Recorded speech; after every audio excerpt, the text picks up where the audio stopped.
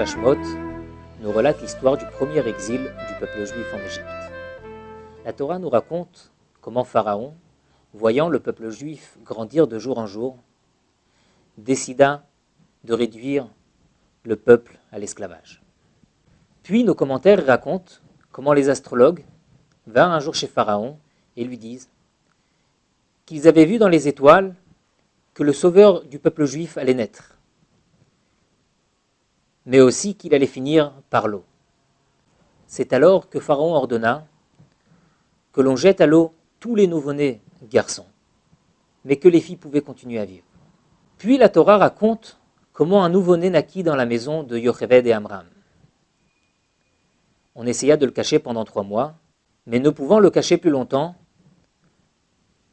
sa mère lui prépara un panier flottant, elle y plaça l'enfant et le déposa sur la rive du fleuve.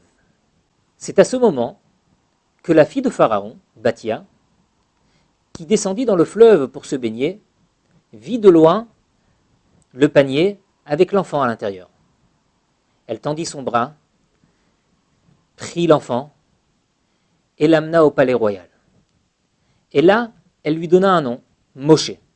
La Torah nous dit pourquoi Moshe, car Kimina Maï Mishitiu, car je l'ai retiré des eaux. Cependant, un détail de cette histoire suscite quelques confusions. Où exactement le panier de Moshe fut placé? Est-ce que, comme on a dit au début, il fut placé au bord de la rivière, ou bien, comme Bathia va dire plus tard, qu'elle a retiré Moshe des eaux, ce qui voudrait dire qu'elle a trouvé Moshe dans la rivière? Ce détail est important, d'abord pour mieux comprendre l'événement, mais aussi pour l'enseignement que nous devons prendre de cette histoire. Le Ragat Shover, un grand commentateur de la Torah, propose une explication. D'après la loi de la Torah, d'après la Halacha, il est interdit d'utiliser un objet qui sert de culte idolâtre. Ceci, même pour sauver sa vie. Néanmoins, la Halacha stipule également que si l'idolâtre renonce à son idolâtrie, alors il annule le statut d'idole sur cet objet.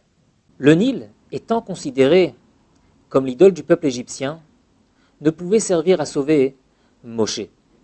C'est la raison pour laquelle Yocheved, sa mère, déposa Moshe sur la rive.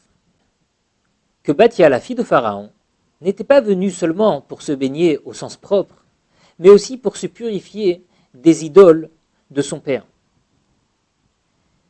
C'est la raison pour laquelle, à ce moment même, où Bathia renonce aux idoles de son père et renonce à l'idolâtrie du peuple égyptien, elle annule automatiquement le statut d'idole sur le fleuve, et ce Nil peut servir à sauver Moshe Rabbeinu.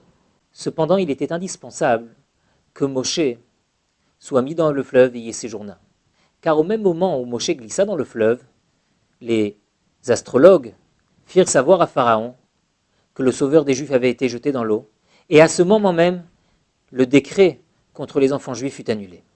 Le Nil égyptien était considéré comme une idole pour le peuple égyptien, pour la simple raison qu'il n'y avait pas de pluie qui tombait en Égypte. Le Nil servait à irriguer les champs et était la seule source à subvenir aux besoins des Égyptiens. Là se trouve le sens profond du décret de Pharaon, qui consistait à noyer les enfants juifs dans la croyance égyptienne, dans le Nil, à les faire oublier que celui qui subvient aux besoins de chaque créature, c'est Hachem. Aussi aujourd'hui, nous nous devons de nous rappeler à chaque instant que notre seule source de vie, le seul à subvenir à nos besoins, c'est Hachem, c'est Dieu. Le Nil, qui aujourd'hui peut être considéré comme cette course effrénée au diplôme, au statut social, et tout ce qui pourrait nous apparaître comme source de subsistance de vie. Aujourd'hui, plus que jamais, il est primordial de s'engager dans la voie de Moshe Rabbeinu, la voie de la Torah et des mitzvot. Au revoir à tous.